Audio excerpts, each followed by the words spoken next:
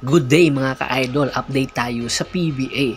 Ang Northport Batanguer matapos nga ma-eliminate ng maaga sa Philippine Cup ang kanilang guard na si Joshua Monson bago pa ito lumipad papunta ng Estados Unidos para sa off-season ay pinapirma na nila ito ng 2 years deal at ayon nga sa isang spin article, si Joshua Monson isa sa magiging leader ng Northport Batanguer sa paparating na Governors Cup. Hinihintay pa ng Northport Batanguer pag-aralan kung sino ang posible nilang magiging import at ayon nga mismo sa report, si Joshua Monson kaya nila ito binigyan ng 2 years extension contract dahil sa magandang naging performance nito sa nakaraan Philippine Cup na kung saan nag-a-average ito ng 11.5 points per game, 5 rebounds, 3 assists at 3 steals na kung saan siya nga ang leader pagdating sa steals sa PBA. Samantala, update naman tayo sa Gilas, Pilipinas. Matapos nga ang Philippine Cup, naghahanda na si Coach Tim Cone sa pagsabak para naman sa FIBA or Olympic Qualifier na kung saan gaganapin nga sa Latvia. Bago pa man lumipad ang Gilas, Pilipinas papunta sa Europa para makapaglaro ng mga tune-up game doon, ay naghahanda muna dito sa Pilipinas para harapin ang Mustang ng Taiwan na kung saan nakakalaban nga ni Junmar Fajardo si Dwight Howard.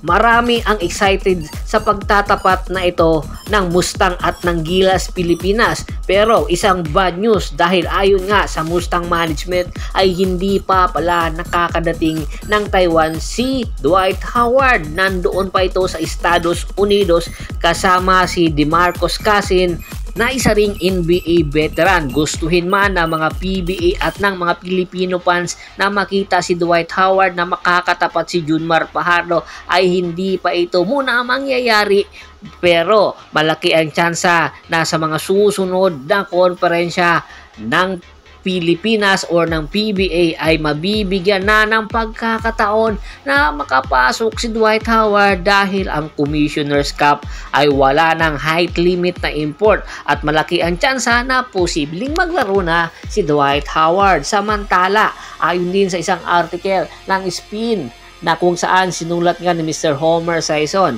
isa sa mga target kunin or prospect kunin ng Barangay Ginebra San Miguel sa paparating na PBA Annual Rookie Draft na kung saan gaganapin nga sa July 14 ay ang big man na si Kaylan Chongson. Si Kaylan Chongson, isa ito sa mga dedicated na big man na naglaro sa iba't ibang liga dito sa Asia. Nakapaglaro ito sa EBL, nakapaglaro ito sa Taiwan ng magiging or isang Asian import. Dahil nga sa kanyang experience, marami na itong nakakatapat na mga kalaban na di kalibre at mga import din. Kaya naman interesado ngayon si Coach Tim Cone na posibleng makuha ito ng Barangay Ginebra San Miguel, pag-amin mismo ni Homer Sison.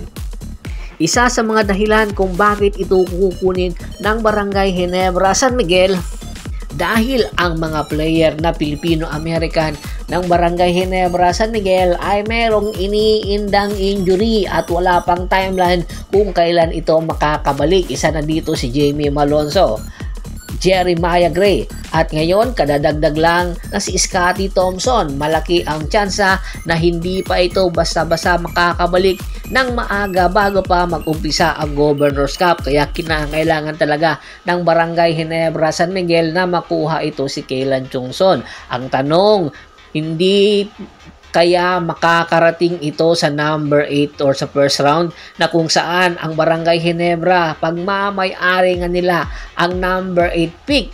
Pero meron pa naman silang tsansa dahil ang dalawa nilang farm team ay mayroong hawak na number 3 at number 4 pick. Kung sakasakali po pwede itong kunin ng Terra Firma or ng Northport at pagkatapos i-trade ito sa Barangay Ginebra, San Miguel. Hindi na katakataka kung makukuha ito basta-basta ng Barangay Ginebra. Alam natin na ang Northport at ang Terra Firma Jeep ay mga farm team na walang plano na makapasok sa finals. Kaya aabangan natin kung paanong paraan na makukuha ito ng Barangay Ginebra, San Miguel si Kaylan Chungson, dahil malaking kadagdagan sa lineup ito ng Barangay Ginebra, San Miguel. At take note, update tayo, meron nilulutong lottery sa paparating na Lunes ang PBA. So malaki ang tsansa na posibleng mabago ang may hawak ng number 1 pick na Terra Firma o rather Converge Fiber Xers, at malaki ang tsansa na ang Terra Firma Jeep ang makakakuha ng number 1 pick. Kaya aabangan natin ang mangyayaring lottery pick sa kasaysayan ng PBA ngayong Lunes na gaganapin sa alas 7 ng gabi sa TV5. Kaya huwag niyong kaligtaan panoorin at saksihan kung paano ang kanilang magiging sistema ng kanilang lottery pick para makakuha or kung sino ang makakakuha ng number 1, number 2 at number 3 pick sa paparating na PBA annual draft sa July 14. Bago pa man natin tapusin ang ating kwentuhan, shoutout muna tayo sa ating mga solid na followers na laging sumusuporta sa atin. Kay Kagawad Kat sa Kinudukusin ng Hagonoy, Bulacan, Ricky Lanza ng Ricky Rider TV ng Tansa, Cavite, Adrian Dulay at sa Dulay Family, Ronald Bersubidad at sa Bersubidad Family, Anthony Laquialon at sa Laquialon Family, Yornel Belches, Anthony Marcelo at si Mr. Julius Roche. Marami pong salamat sa walang sawa niyong pagsuporta.